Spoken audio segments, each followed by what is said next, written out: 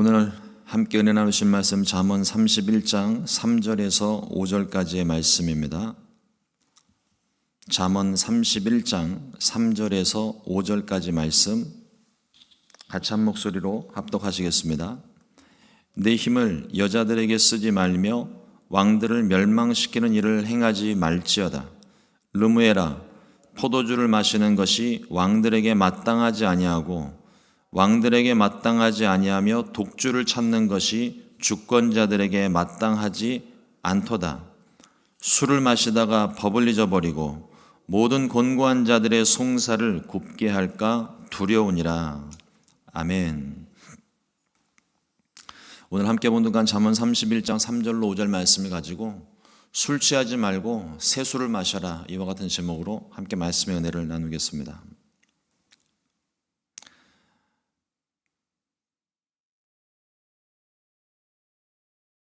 (2023년도) 마지막 새벽 예배네요. 네, 내일은 주일 예배로 드리고 어쩌다 보니 마지막 새벽 예배를 또 드리게 됐습니다. 그것도 잠언 말씀으로 마무리를 합니다.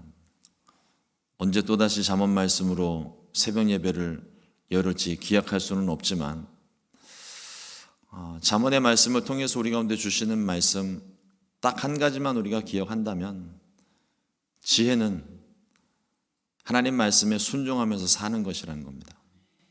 하나님께서 우리에게 기준되는 말씀을 주셨고 그 말씀을 들으라고, 행하라고, 순종하라고 끊임없이 우리 가운데 말씀을 주십니다. 잠언 30장까지의 말씀이 아버지가 아들을 향하여 지혜의 말씀을 주고 있는 형식을 취하고 있다면, 특별히 잠언 31장은 어머니가 아들에게 권면하는 말씀으로 특징이 있습니다. 아무리 시대적으로 여인이 무시를 당하던 시대, 사회적으로 권한이 없었고 무시를 당했던 그런 시대라 할지라도 어머니와 아들의 관계는 그게 아닌 거죠.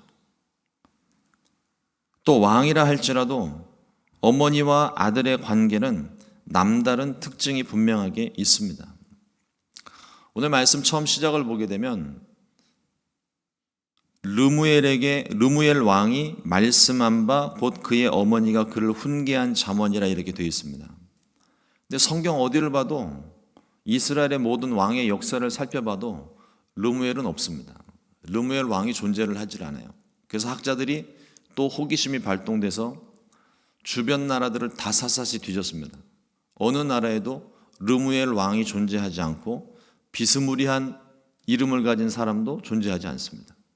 이 르무엘이라는 사람이 도대체 누구인지 우리는 정확히 알 수는 없지만 학자들이 미루어 짐작컨대 전후 문맥을 보고 뒤에 또 우리가 이번에는 현숙한 아내에 대한 이야기들을 함께 말씀을 나누지는 못하겠지만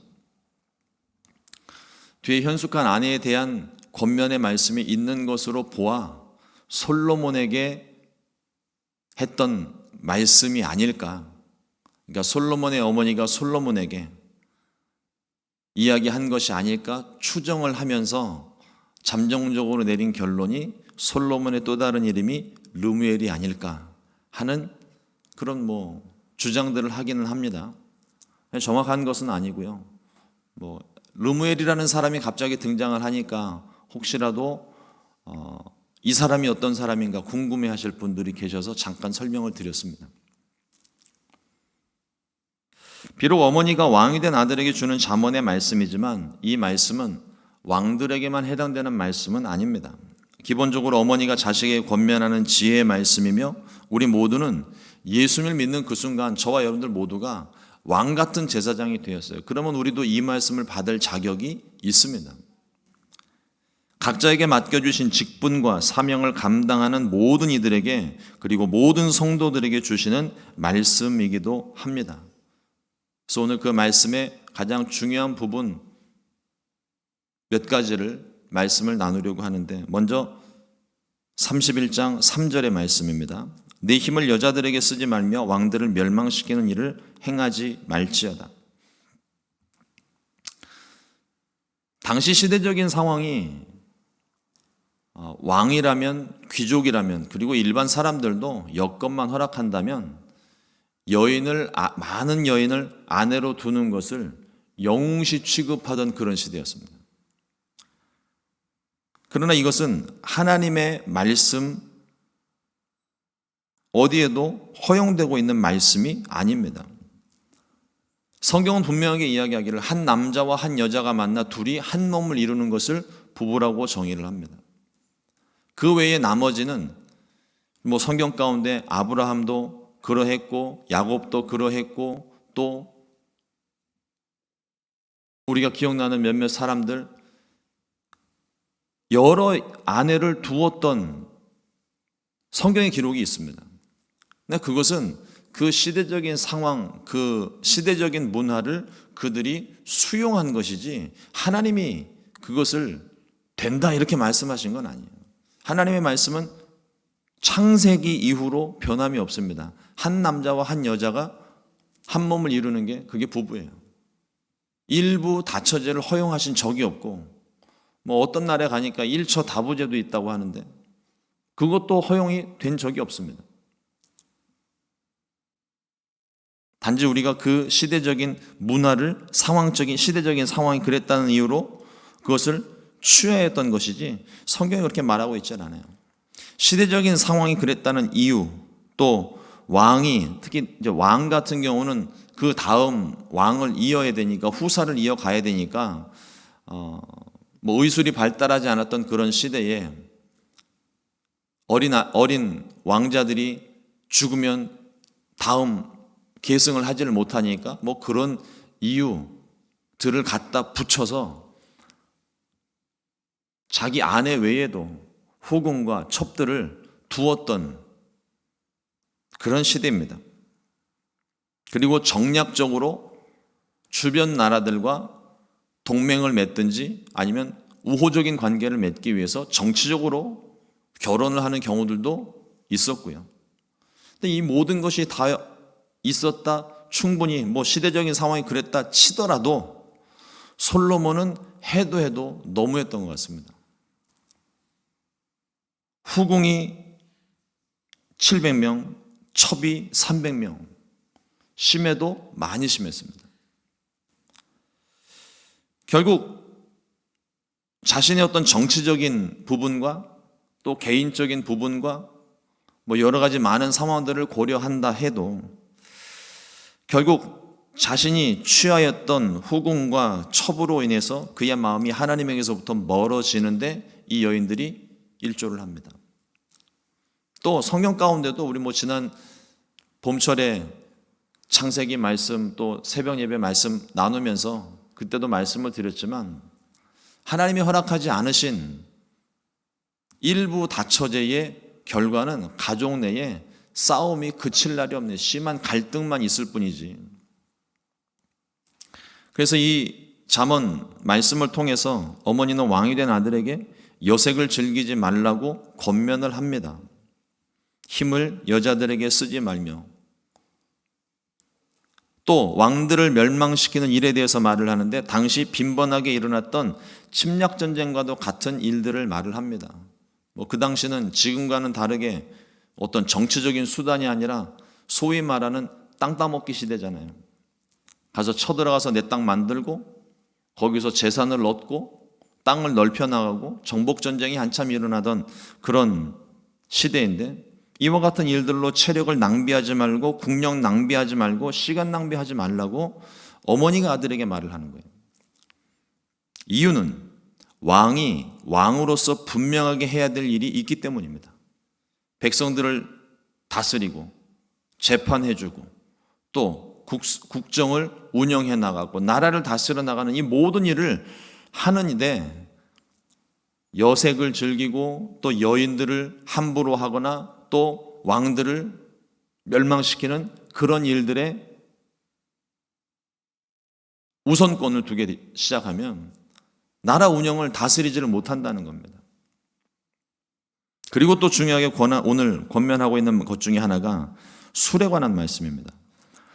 잠언 31장 4절 말씀에 르무엘아 포도주를 마시는 것이 왕들에게 마땅하지 아니하고 왕들에게 마땅하지 아니하며 독주를 찾는 것이 주권자들에게 마땅하지 않도다. 포도주를 마시는 것이 왕들에게 마땅하지 아니하고 마땅하지 아니하며 두 번이나 반복을 합니다. 철저하게 금지를 하고 있는 거예요. 전 세계 어느 나라건 술을 즐기는 문화가 있습니다. 언제부터 이 술을 만들어 먹었는지는 모르겠으나 우리가 성경을 믿는 바 성경에서 우리가 생각을 해보면 노아 홍수 이후에 포도주를 마신 사건이 기록이 되는데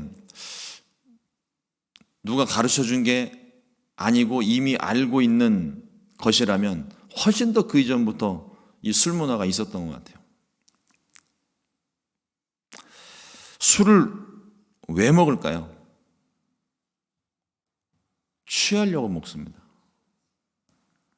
근심 염려를 잠시나마 잊어버리고 우울한 기분을 좀 새롭게 바꿔보려고 술을 마십니다. 그러나 그때뿐이에요.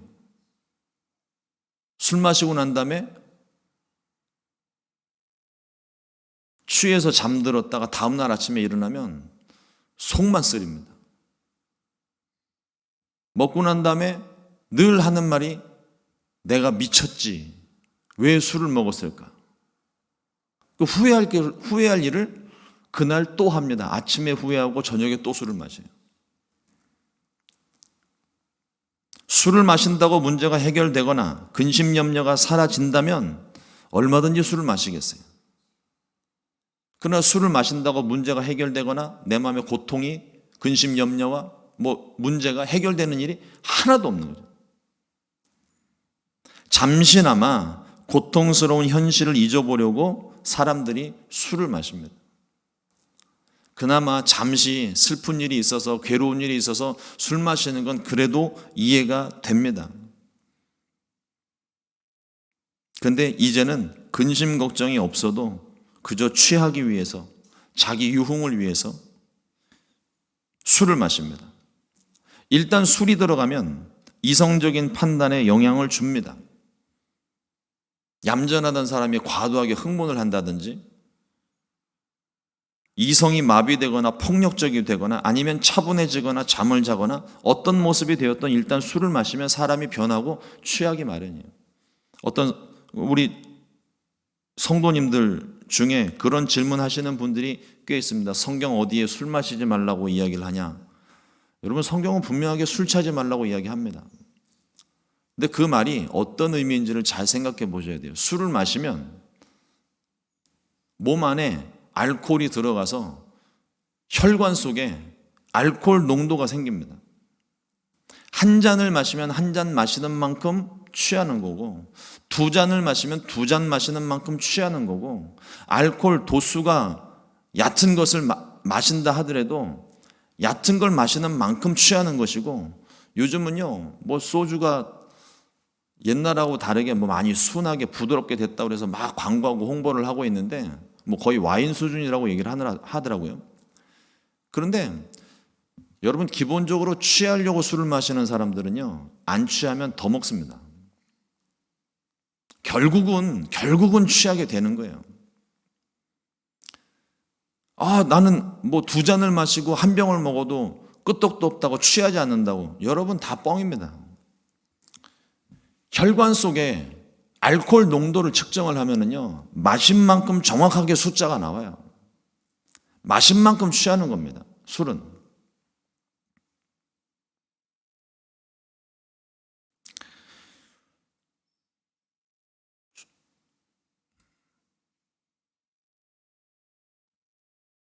시대가 어떻게 이렇게 됐는지는 모르겠지만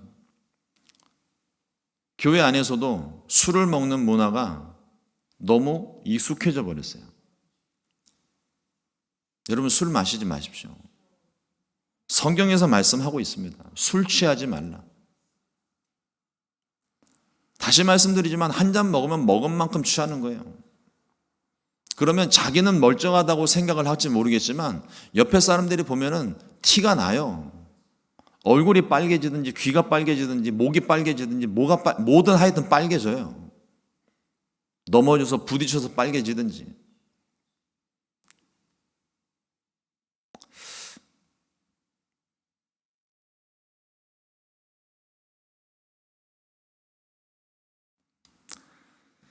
술을 마시지 말라는 이유에 대해서 오늘 어머니가 왕이 된 아들에게 말을 하고 있는 이유가 있습니다.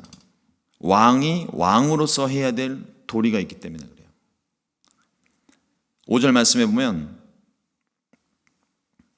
술을 마시다가 법을 잊어버리고 모든 곤고한 자들의 송사를 굽게 할까 두려우니라. 술을 마셨을 때 문제가 되는 점입니다. 자기의 해야 될 본분을 감당하지 못한다는 거예요. 왕은 왕으로서 정의와 공의를 베풀어야 되고 재판하고 다스려야 할 책임이 있는 사람입니다. 근데 이 당시 문화를 보게 되면 고대 근동 지역의 중동 지역의 문화를 보면은 술을 마시면요 사람들이 이렇게 비스듬히 누워서 술을 마시며 서로 유흥을 즐겨요. 그러다가 술 마시면서 재판을 하기도 하고 어려운 일들을 다루기도 하고, 우리 영화 같은 데도 보면 우리 그리스도의 순환이라는 영화 같은 걸 보면서 우리가 로마 그 시대의 상황들을 보잖아요.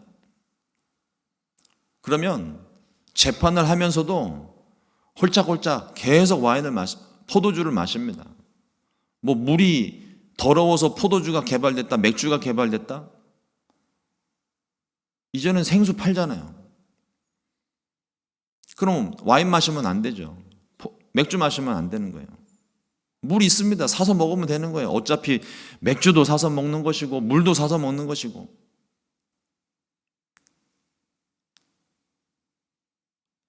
술에 취하여 재판을 하다 보면 실수가 생기고 팔이 안으로 굽으면 안 되는데 자꾸 안으로 굽고 주저앉고 백성들은 돌보지 않고 하나님 나라의 법 다 무시하고 공의와 정의를 굽게 하는 일을 하는 것. 더 이상 의로운 왕이 아닙니다. 송사를 굽게 하는 것, 돌봐야 될 백성들을 돌보지 않을 뿐만 아니라 생존권마저 빼앗는 결과를 가져오는 거예요. 왕은 그렇다 치고 일반 백성들은 근심 염려하는 일들이 있으니까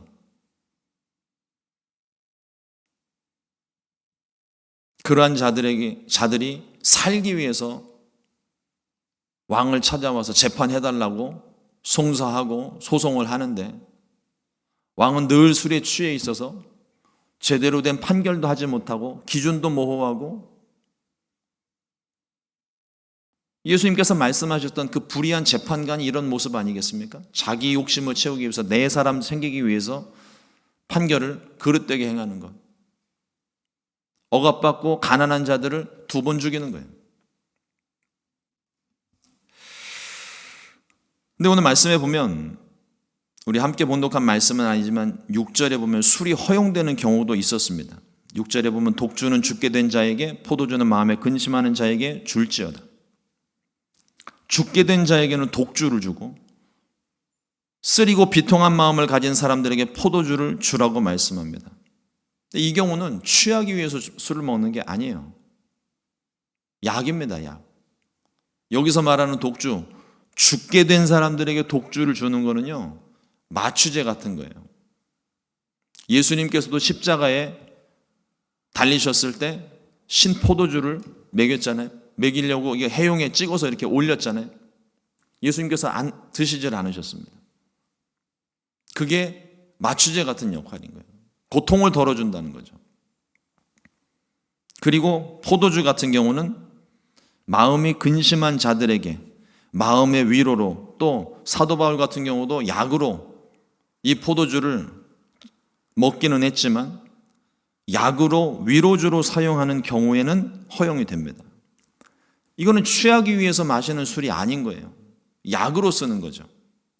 쾌락과 향락을 위한 것이 아니라 죽게 된 자와 근심하는 자 모두 왕이 돌봐야 될 백성들입니다. 그 백성들이 죽게 된 상황, 왜 그런 상황이 왔을까요? 왕이 정치를 똑바로 하지 않았으니까. 왕이 술을 마시지 않고 성실하게 돌본다면 백성들에게 독주와 포도주가 필요하지가 않겠죠. 어머니가 그 모든 것을 오늘 이 잠언에 담아서 왕의 직무에 대해서 묻고 있는 것입니다. 말씀을 묵상하면서 여인에 대하여 또 술에 대하여 말씀하시는 그 의미가 무엇일까를 생각을 해봅니다. 세상에 헛된 일이라는 겁니다. 쾌락과 유흥을 위한 것들이며 자기 만족이고 내가 하고 싶은 일들입니다. 내가 스스로 원해서 하는 일이지만,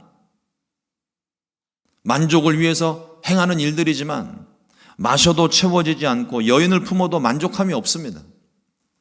끝이 없어요. 세상을 다스리기 전에 먼저 자신을 다스려야 됩니다. 고린도전서 9장 27절 말씀에 내가 내 몸을 쳐 복종하게 함은 내가 남에게 전파한 후에 자신이 도리어 버림을 당할까 두려워함이로다. 늘 제 마음 가운데 새기는 말씀이에요. 제가 여러분들에게 말씀을 전하고 목사로서 또 교회를 세워가는 이 거룩한 직분을 감당을 했는데, 여러분들은 다 천국에 들어가고 제가 들어가려고 했더니 주님께서 내가 너를 도무지 알지 못한다. 저는 이 소리가 제일 듣기 싫거든요. 무서워요. 제가 제 일에, 제가 해야 되는 일에 최선을 다하는 것도 중요하지만 그 모든 일을 함에 있어서 주님을 잃어버리지 않는 것이 무엇보다 중요합니다. 여러분들에게도 마찬가지예요. 여러분들이 성실하게 주일을 성수하고 복음을 전하고 또 기도하고 신앙생활을 하고 있지만 그 마음 가운데 주님이 계시지 않는다면 그냥 노동에 불과한 거예요. 그래서 우리가 더 우리 자신을, 육의 행실을 영으로 쳐서 십자가 앞에 우리가 복종시키는 일을 하는 겁니다. 성도는 이와 같은 세상의 것들로 우리는 위로를 삼으면 안 돼요. 그리스도 안에서 삶의 소망과 기쁨을 찾아야만 합니다. 그래서 에베소서 5장 18절 말씀을 말합니다. 술 취하지 말라. 이는 방탕한 것이니 오직 성령으로 충만함을 받으라. 오순절 마가다락방에 성령이 임하셨을 때 그 제자들을 바라보는 주변 사람들의 표현이 있습니다. 저들이 세술에 취하였다. 무엇인가에 깊이 집중하고 있었다는 거예요. 빠져들어 있었다는 겁니다. 성령입니다. 주님께 더욱더 집중하셔야 되는 거예요. 세상이 아무리 거꾸로 가고 뒤돌아가고 무너지고 망해지는 것 같을지라도 우리의 마음은 오직 하나님께 두는 겁니다. 그러면 성령께서 우리 안에 역사하셔서 우리 안에 모든 두려움들을 몰아내시고 그 절망적인 상황 가운데에도 희망을 갖게 하시고 낙심된 가운데에도 소망을 갖게 하시는 것, 성령이 우리 안에 역사하실 때 이 일을 행하시는 거예요. 그러므로 썩어 없어지는 것들, 있다가도 사라지는 세상 것들 때문에 그것 때문에 괴로워하며 술 취하지 말고 세상 일들에도 취하지 말고 우리를 인도하시는 성령으로 충만하여 바른 길 걷게 되시기를 주님의 이름으로 축원합니다. 우리는 세상의 술이 아니어도 세상 일들이 아니어도 항상 세술에 취해 있습니다. 성령 충만함입니다. 성령 충만할 때 하나님의 뜻을 우리가 깨달을 수 있고 방황하지 않게 또 방탕하지 않게 우리의 길을 성령께서 인도해 주십니다. 2023년 잠언의 말씀으로 마지막 새벽 예배를 드리면서 하나님의 지혜를 우리 모두가 다 얻게 되시기를 주님의 이름으로 축원합니다. 그리고 2024년 우리가 얻었던 이 지혜와 하나님 말씀으로 이 지혜로 2024년을 살아가는, 말씀에 순종하고 하나님의 뜻을 이뤄가는 저와 여러분들 모두가 되시기를 주님의 이름으로 축원합니다. 기도하겠습니다. 하나님 감사합니다. 오늘도 귀한 말씀 허락해 주시고 우리의 삶 가운데 우리가 무엇에 더 집중해야 되는지 말씀을 통하여 깨닫게 해주시니 감사합니다. 하나님, 우리가 썩어지고 사라져버릴 것들에 근심하고 괴로워하며 또 그것을 잊어버리고 세상의 것들로 자꾸 대체하는 우리의 연약함을 주님 불쌍히 여기시고 더욱더 성령으로 충만하게 하시고 세술에 취하여서 이제는 세상의 것들이 아닌 하나님의 것들로, 거룩한 것들로, 하나님 공급하시는 것들로 내 마음을 가득히 채워 하나님께서 우리에게 맡기신 거룩한 사명, 거룩한 직분을 능히 감당할 수 있게 역사하여 주시옵소서. 무엇을 하든지 하나님의 영광을 위하여, 하나님의 기쁨을 위하여 우리가 행하기를 원합니다. 우리의 말과 행동이 변화되고 새로워질 수 있게 하시며 우리의 모습을 통하여 세상 가운데 그동안 사람들이 보지 못하였던 주님의 모습을 나타내 보이고 하나님의 살아계신 걸어다니는 증거가 될 수 있게 우리를 사용하여 주시옵소서. 하나님 2023년도도 이렇게 마무리를 합니다. 하나님 새롭게 시작되는 2024년 하나님께서 우리에게 주신 이 지혜의 말씀들을 가지고 새롭게 세워지기를 원합니다. 이전 것들은 지나가고 새 것이 되었다 말씀하셨사오니 하나님 우리가 더욱더 주님 붙잡고 인도하시는 그 길에 순종하여 마침내 하나님이 원하시는 그곳에 우리 모두가 이룰 수 있도록 주님 도와주시옵소서. 이 새벽에 하나님 주님 앞에 가지고 나온 모든 기도의 제목들 가운데 성령님 역사하시고 믿음을 더하셔서 믿음으로 간구하는 모든 기도가 응답됨을 믿게 해주시고 또 하나님 그들의 모든 환경과 문제와 상황들 가운데 하나님 친히 간섭하셔서 문제가 해결되어지고 마음의 두려움이 의심이 떠나가고 주님 주시는 평안함으로 넉넉히 이겨낼 수 있게 도와주시옵소서. 육체의 연약함이 있어 또 아픈 부위를 붙잡고 믿음으로 기도할 때 하나님께서 치료의 광선을 바라시며 피 묻은 손으로 안수하셔서 강건할 수 있게 치료를 경험할 수 있게 하나님의 기적을 체험할 수 있게 역사하여 주시옵소서. 주께서 우리 가운데 함께 하심을 감사드리옵고 이 모든 말씀 예수님 이름으로 기도드렸습니다. 아멘. 주님과